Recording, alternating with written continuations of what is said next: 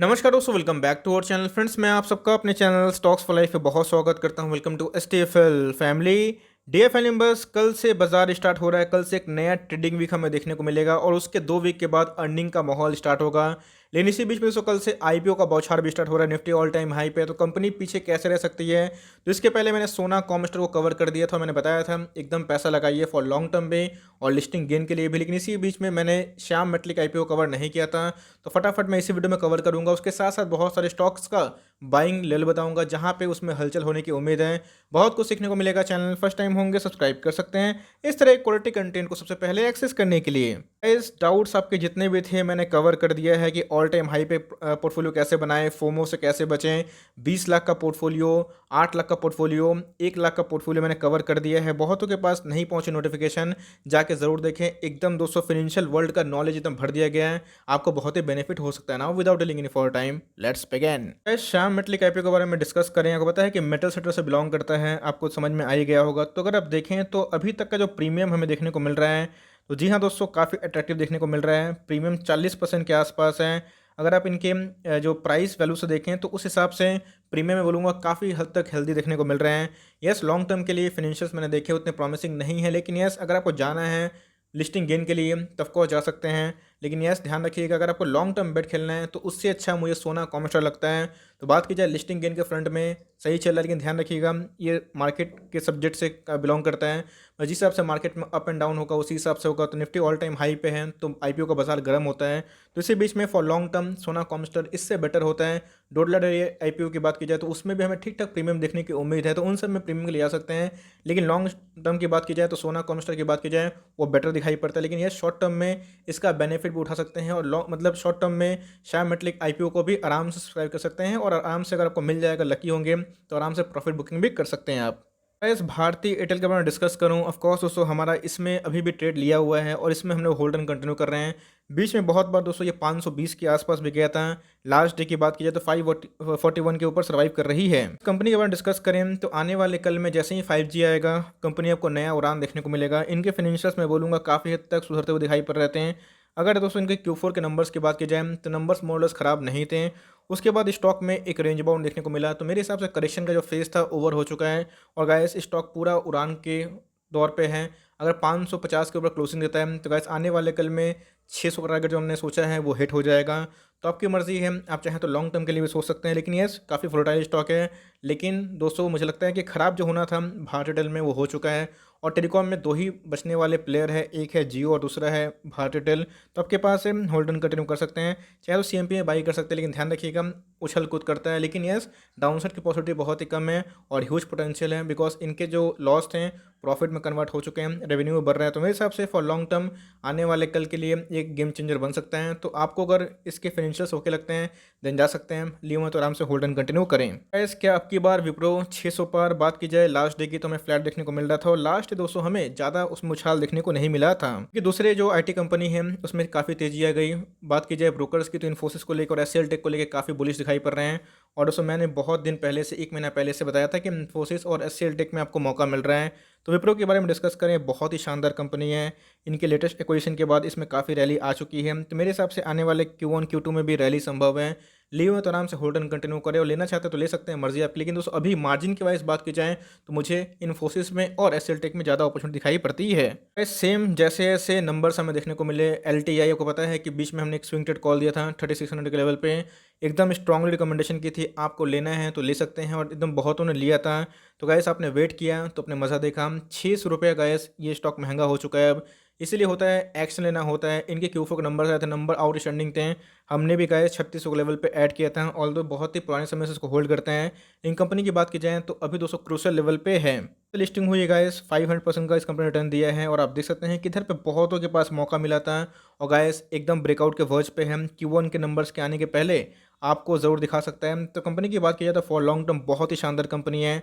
रही बात एमओएस की, तो अब खत्म हो चुकी है मार्जिन ऑफ सेफ्टी। तो जिन्होंने सही टाइम पे एक्शन लिया उनको आज मुनाफा हो रहा है, नहीं ले पाएँ तो फॉर लॉन्ग टर्म ले सकते हैं या फिर एक डिप का इंतजार कर सकते हैं जिसका भाव 4000 के आसपास है। लेकिन नेक्स्ट टाइम से गलती मत करिएगा, अच्छे स्टॉक फालतू गिरते हैं तो वहाँ पे आपको ऐड करना होता है। एलटीआई की बात की जाए तो बहुतों ने पैसा बनाया, इवन हमने ही पैसा बनाया स्विंग ट्रेड में भी, और लॉन्ग टर्म में तो भाई हम लोग होल्ड ही करते हैं। तो मेरे हिसाब से कंपनी फंडामेंटली बहुत ही शानदार है।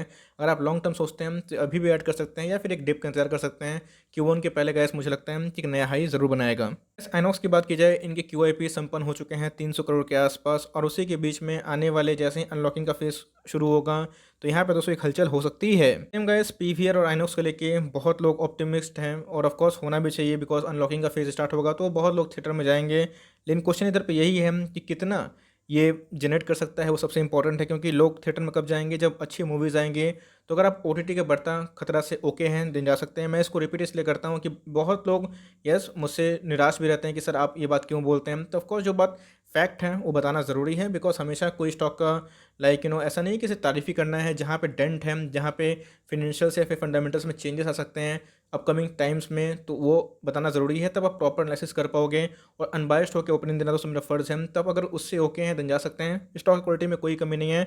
आने वाले कल में अगर आप बहुत लंबा होल्डिंग कैपेसिटी रखते हैं तो आने वाले कल में मुझे लगता है कि आने वाले 1-2 सालों में अगर चीज़ नॉर्मल हुई तो ये ठीक हो सकते हैं। बट मेरे हिसाब से अभी मैं इसको अवॉइड करना पसंद करूँगा। इस आईसीआईसीआई बैंक के बारे में डिस्कस करें तो जी हाँ दोस्तों, मुझे लगता है कि ये बैंक आने वाले 1 सालों के अंदर 1000 से 1200 रुपये जाने की क्षमता रखता है। पिछले दिन फ्लैट देखने को मिला था, हमने देखा, और दोस्तों इस कंपनी ने 15,000% का रिटर्न जनरेट किया है। तो अगर दोस्तों आपको फास्ट रिटर्न चाहिए अच्छे बैंक में तो एक्सिस बैंक और आईसीआईसीआई बैंक मैं बोलूँगा कि आपके टॉप पिक अभी होने चाहिए, बिकॉज मुझे लगता है कि इनफ पोटेंशियल है आने वाले कल में। आईसीआईसीआई बैंक दोस्तों एचटीएफएल का टॉप पिक है, और 300 के लेवल से मैं आपको वीडियो लिंक अगर हुआ तो हम दे देंगे। तो गाइस 300 के लेवल से इसको मैं चिल्लाते आ रहा हूँ कि आईसीआईसीआई बैंक को ऐड करिए।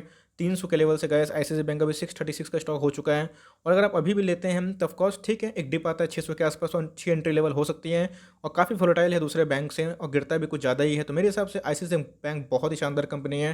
अगर आप इसको लॉन्ग टर्म होल्ड करने का प्लानिंग करते हैं तो बहुत ही शानदार रिटर्न देगा। और मुझे लगता है कि आने वाले कल में एचडीएफसी बैंक से जितना पोटेंशियल रिटर्न का ज़्यादा है, इसमें और एक्सिस बैंक में ज़्यादा पोटेंशियल दिखाई पड़ता है। दोनों में से किसी को होल्ड करते हैं तो आराम से होल्ड एंड कंटिन्यू करें। लॉन्ग टर्म पोर्टफोलियो में भी आईसीआईसीआई बैंक को जगह आराम से दे सकते हैं। इस वीकेंड के दौरान ही हमें भेल का नंबर्स देखने को मिले। नंबर्स की बात की जाए तो लॉस नैरो हो चुके हैं, लेकिन कल मार्केट में इसको लेके बहुत ही खींचतानी होगी। यस, लास्ट डे रिजल्ट की वजह से फ्लैट देखने को मिल रहा था। टाइम चार्ट के बारे में डिस्कस करें तो भाई पहले ये 200-300 का स्टॉक था, उसके बाद आप देख सकते हैं कि बहुत दुर्दशा हो गई थी, 50 के नीचे भी स्टॉक हो चुका था, और उसके बाद एक रैली देखने को मिल रही है। तो भाई इसमें बहुत ज़्यादा ऑपरेटर सक्रिय होते हैं। 76 का स्टॉक है, हो सकता है कि 200-300 भाग जाएँ, लेकिन फंडामेंटल आपको सही लगते हैं तो ही निवेश करिएगा, अदरवाइज अवॉइड। कल लेकिन दोस्तों मार्केट में इसको लेके बहुत ही खींचतानी देखने को मिल सकती है। टाटा पावर की बात की जाए, जी हाँ दोस्तों, आने वाले कल में टाटा पावर का जो ग्रोथ है मुझे भी बहुत ज़्यादा भरोसा है इस कंपनी पे, कि अगर आप लॉन्ग टर्म अगर होल्ड करना चाहते हैं 10 साल के लिए छोटी कंपनी में, हर महीने अगर 10 स्टॉक उठाते हैं जिसका कुल जो वैल्यू है दोस्तों 1250 के आसपास है, तो आने वाले कल में एक गेम चेंजर बन सकता है। बिकॉज लास्ट डे की बात की जाए तो हमें फ्लैट देखने को मिल रहा था, 2 अंकों गिरावट था। इसके पहले गाइस मैंने 127 का टारगेट दिया था बाय द एचडीएफसी सिक्योरिटीज़ को मद्देनजर रखते हुए, और टारगेट हिट भी हुआ। तो अभी एक करेक्शन में भी दिखा दें 120 के नीचे अगर आता है तो इन्वेस्टमेंट कर सकते हैं, और कभी आपको 106 110 के आसपास मिलता है वो उसके सपोर्ट लेवल हो सकते हैं, तो आराम से निवेश किया सकता है। लेकिन याद रखिएगा बल्क एयर टाइम मत करिएगा। ब्रेकआउट हो चुका है, अच्छी बात है। ये सब अगर वेल्थ क्रिएशन के तौर पर लेते हैं तो स्लोली स्टडी निवेश करिएगा। वैसा नहीं है कि एक बार में झटका में पैसा लगा दिए कल गिरे तो पछता रहे, नहीं। ऐसे स्टॉक को एसआईपी करिए, 10 स्टॉक करके 5 स्टॉक करके, आपकी जो पॉकेट मनी आती है, कुछ ह्यूज बड़ा पैसा नहीं है। 200 स्टॉक का भाव की बात की 125 के आसपास है, लेकिन जिनका विजन है खासकर रिन्यूएबल एनर्जी को लेके बहुत ही हद तक प्रॉमिसिंग है। बात की जाए साउथ को, वेस्ट को, और इनको जो 3 पावर टेरिटरीज है उड़ीसा के, उनको एक्वायर कर लिया है, जिसकी वजह से काफ़ी तेज़ी है। इनको बात की जाए अप्रूवल मिल चुका है, तो मेरे हिसाब से कंपनी अच्छी है फंडामेंटली, और काफ़ी चेंजेस आ सकते हैं आने वाले कल में रिन्यूएबल सोर्स ऑफ एनर्जी को लेके। तो अगर आप ऐसे भी कमिटेड हैं तो आराम से लें, और लीव में आराम से होल्ड एंड कंटिन्यू करें। इस मदरसन समय में थोड़ा करेक्शन हमें दिखाई दे रहा है। इसके पहले क्यूफर के नंबर्स आए थे, नंबर्स ठीक ठाक थे, वैल्यूएशंस काफ़ी हाई हो चुका है। क्यों? तो इनके जो कॉर्पोरेट इवेंट होने वाले हैं, रीस्ट्रक्चरिंग को लेकर जो प्लानिंग होने वाली है, डीमर्जर को लेकर जो न्यूज़ आ रही है इनके हार्नेस बिजनेस को लेकर, तो उसी बीच में दोस्तों हमें एक प्रॉफिट बुकिंग दिखी हाई लेवल से। बस इसमें मेरा वही जो टिप्पणी है, अगर आपको इसमें ऐड करना है तो सिस्टमेटिक वे से ऐड करिएगा, बहुत बड़ा वेल्थ क्रिएटर है। 2 लाख% से ज़्यादा उस कंपनी ने पैसा बना के दिया है। बात की जाए ऑटो एंसिलरी की, टॉप कंपनी देखने को मिलती है और इनके बिजनेस अगर डीमर्ज होते हैं तो भाई और भी तेज़ी आ सकती है। तो लिए हुए तो आराम से होल्ड एंड कंटिन्यू करें, सीएमपी में थोड़ा बाई कर सकते हैं और कभी को 220 के आसपास मिले, 235 के आसपास मिले तो थोड़ा सा बाई और कर सकते हैं। लेकिन ये सब कंपनी अपने बॉटम से बहुत भाग चुकी है, तो धीरे धीरे निवेश करिएगा और कंपनी अच्छी लगती है तो फॉर लॉन्ग टर्म आराम से होल्ड करिएगा, बिकॉज कंपनी बोनस देने में माहिर है और इनके डिविडेंड यील्ड भी ठीक ठाक है, तो आपके पास आराम से होल्ड एंड कंटिन्यू कर सकते हैं। इस इन्फोएज की बात की जाए, Q4 के नंबर्स हमें देखने को नहीं मिल रहे हैं, तो इसी बीच में 4700 के आसपास हमें देखने को मिल रहा है। मतलब लास्ट डे की बात की जाए तो फ्लैट ही देखने को मिल रही थी। टाइम चार्ट की बात की जाए तो 5800 का स्टॉक है, बीच में दोस्तों 4400 के आसपास आया था, 4200 के आसपास आया था, वहाँ से 10% भाग चुका है। तो मेरे हिसाब से डिफरी कंपनी है, अगर आप चाहें सीएमपी में बाई करना तो आराम से कंसिडर कर सकते हैं। कंपनी फॉर लॉन्ग टर्म अच्छी है, जोमेटो का आईपीओ भी आएगा तो इनके ओएफएस आएंगे, तो हो सकता है कि आने वाले कल में और ही वैल्यू अनलॉकिंग हो। बहुत ज़्यादा स्टार्टअप में निवेश करती है तो कंपनी फंडामेंटली अच्छी है, डेफिनेटली कंपनी है, चाहे तो सीएमपी में आराम से कंसिडर कर सकते हैं आप। मैंने एफएल को लेकर कल एक डेडिकेटेड वीडियो बनाई थी जहाँ मैंने बताया था कि एफएल में जो एएसएम की लिस्ट है इसका क्या मतलब होता है। और एएसएम लिस्ट एक्चुअली सर्वेलेंस के लिए होता है कि स्टॉक में जो मैनिपुलेशन है उससे दूर आ जाए। लेकिन एफएल ने एक्वायर किया है एक बिजनेस को, जैम्प को, और आने वाले कल में बहुत तेज़ी से भागने की उम्मीद है। तो मेरे हिसाब से सीएमपी में दोस्तों मस्ट बाई हो सकता है। अगर इधर पे किन्होंने मिस किया तो बहुत मिस हो सकता है, बिकॉज एप्पल आपको बहुत ही रीजनेबल भाव पे मिल रहा है। रीजनेबल का मैंने शब्द यूज़ क्यों किया है, अभी पी की बात किया तो 105 के ऊपर है, तो मैंने रीजनेबल क्यों बोला, क्योंकि अगर आप इनकी ग्रोथ देखें एक्सपोनेंशियल रेट से ग्रोथ हो रहा है दोस्तों, तो मेरे हिसाब से एएसएम के लिए से उतनी घबराने वाली बात नहीं है। सीएमपी में एकदम बाई करिए बेझिझक, और कभी गिरता है 200-400 रुपया तो उसमें एवरेज करिए। फॉर लॉन्ग टर्म कंपनी अभी आपको 1000 डिस्काउंट मिल रही है। एक बार गाइस जब अप ट्रेंड पकड़ेगी और ये कॉन्स्टिट्यूशन का फेस अगर टूटेगा तो आने वाले कल में और भी भाग सकता है। वैसा नहीं कि भागेगा, गिर भी सकता है, लेकिन कंपनी में कोई भी डेंट नहीं है। कंपनी का फ्यूचर प्रॉस्पेक्ट काफ़ी अच्छा है, कंपनी का जो मार्केटिंग का जो आइडिया है काफ़ी तेज़ है, एक्विजिशन भी तेज़ चल रही है। तो मेरे हिसाब से फॉर लॉन्ग टर्म एक ज़रूर अच्छा दाव बन सकता है।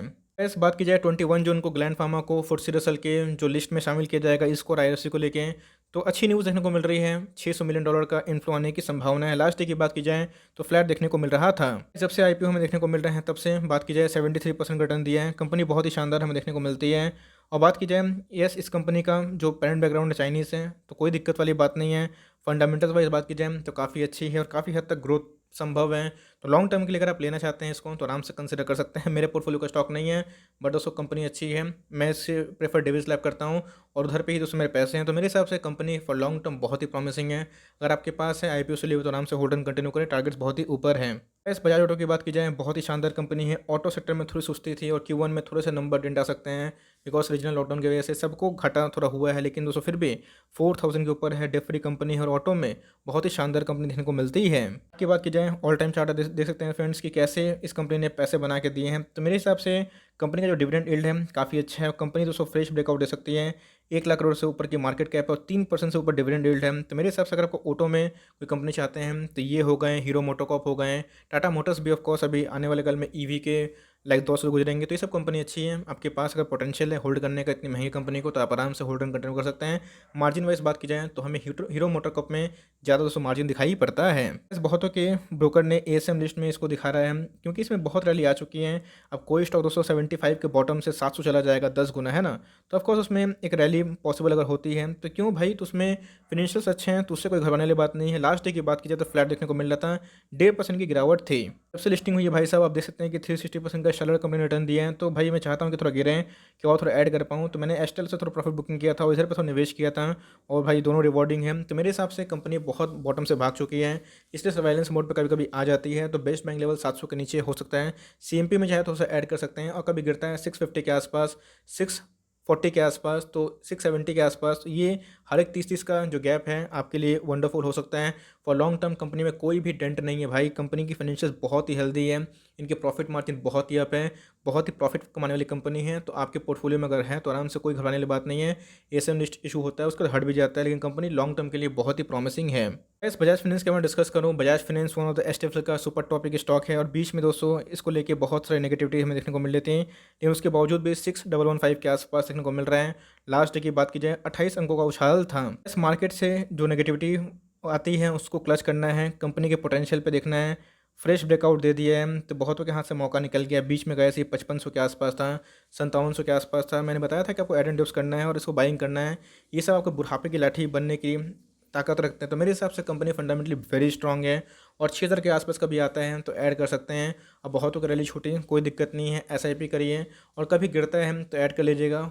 ज़्यादा गिरता है ऐसा मुझे लगता नहीं कि आपको 5000 के लेवल मिलेगा, वो तो सब कहानी हो गई। अब कोटक सिक्योरिटीज़ ने कैसे 4200 टारगेट दिया है मेरे दिमाग से बाहर है, लेकिन Q1 में इनके एसेट क्वालिटी का प्रॉब्लम हो सकता है, कंपनी ने बताया था। तो हर एक नेगेटिव न्यूज़ इसमें एकोमोडेशन का मौका होता है, और जितना लोअर लेवल पे एकोमोडेट कर पाएँ उतना करिए। 10 स्टॉक खरीदने की ताकत रखते हैं, अभी 1-2 स्टॉक खरीदिए। और हर 300 गैप में दोस्तों बजाज फाइनेंस को फॉर लॉन्ग टर्म होल्डिंग करना है और एकोमोडेट करना है। इस बजट पॉइंट की बात की जाए, कंफर्टेबली 800 का सर्वाइव कर रहा है। इसके पहले को पता है मैक्वाइड ने 600 का टारगेट दिया था, और मैंने बताया था कि भाई उससे घबराना नहीं है। जिस नंबर्स आए थे, नंबर्स के बाद 5-6% गिर गया था। 790 से 805 के आसपास है। और दोस्तों यही स्टॉक आपको आने वाले 3 महीना से लेकर 6 महीना में देख लीजिएगा 1000 के ऊपर भी जाकर दिखाएगा। तो मेरे हिसाब से नेगेटिविटी से दूर रहिए, बिकॉज स्टॉक का चार्ट पैटर्न अगर आप देखें बहुत ही प्रॉमिसिंग है। अगर आप देखें 46,000% का रिटर्न इस कंपनी ने जनरेट करके दिया है। तो बहुत ही मैं बोलूँगा कि मेरा बहुत ही फेवरेट स्टॉक है। ये हो गए और एशियन पेंट्स हो गए। तो भाई ये सब स्टॉक में टाइमिंग मत करिए, इन सब स्टॉक के संग टाइम स्पेंड करिए। कभी मैक्वारी से अगर आता भी है 600 तो एवरेज तुड़वा के लगा दीजिएगा। आने वाले कल में आपको बहुत बड़ा वेल्थ क्रिएटर बना देगा दोस्तों, इतना मेरा दावा है इस कंपनी पे। और लॉन्ग टर्म के लिए डुओपोली क्रिएट करती है एशियन पेंट्स, और ये एक मोड बिजनेस में है। तो सीएमपी में एकदम बाई कर सकते हैं, कोई घबराने वाली बात नहीं है। नहीं लिए हुए तो हमारे पास बहुत ही लोअर लेवल से हैं, और हम लोग फिर भी अकोमोडेट करते हैं, बिकॉज ऐसी कंपनी हर एक फॉल पे एकदम डीमेट में जाने के लायक है। तो घबराना नहीं है। और ऐसे कंपनी अगर आपको मिलता है सस्ते भाव पे, सीएमपी में भी आराम से बाई कर सकते हैं। इस हीरो मोटर कप की बात की जाए तो जी हाँ दोस्तों, मार्जिन के वाइज बात की जाए तो इससे मैंने बताया कि बजाज ऑटो से सही मार्जिन मिल रहा है। लास्ट की बात की जाए तो 3000 के ऊपर सर्वाइव कर रही थी। तो सही मार्जिन पे गाइस ये भी एक बहुत बड़ा मल्टी बैगर है। 2600% का इस कंपनी ने रिटर्न बना कर दिया है वो द लास्ट फ्यू ईयर्स। तो कंपनी काफ़ी वोलेटाइल थी, और 2017 से जो मंदी आई है उसके बाद रिकवरी करी है। तो मेरे हिसाब से ये स्टॉक 3500 के ऊपर जाने के लायक कभी भी सक्षम हो सकता है अहेड ऑफ द Q1 के नंबर्स। तो मेरे हिसाब से अगर आपको बाई करना है सीएमपी में कोई ऑटो स्टॉक कंसिडर कर सकते हैं, और एल्स अवॉइड भी कर सकते हैं। बजाज ऑटो की बात की जाए तो वो भी बहुत ही अच्छी कंपनी है, लेकिन मार्जिन की वाइज बात की जाए तो इस पे गाइस हमें थोड़ा ज़्यादा मार्जिन दिखाई पड़ रहा है। So for timing that's the end of the stock फटाफट सीरीज। आई होप दोस्तों वीडियो आपके लिए हेल्पफुल था। कंटेंट से लगा तो लाइक कर दिएगा, चैनल फर्स्ट टाइम होंगे तो याद से सब्सक्राइब करना ना भूलिएगा। फर्दर कोई डाउट हो तो ड्रॉप कर सकते हैं, कुछ रिव्यू चाहिए उसका नाम भी ड्रॉप करना भूलिएगा। I would love to make a video on your demand guys. मिलते हैं जल्दी ही, तब तक के लिए bye. Thanks for listening friends, God bless you all.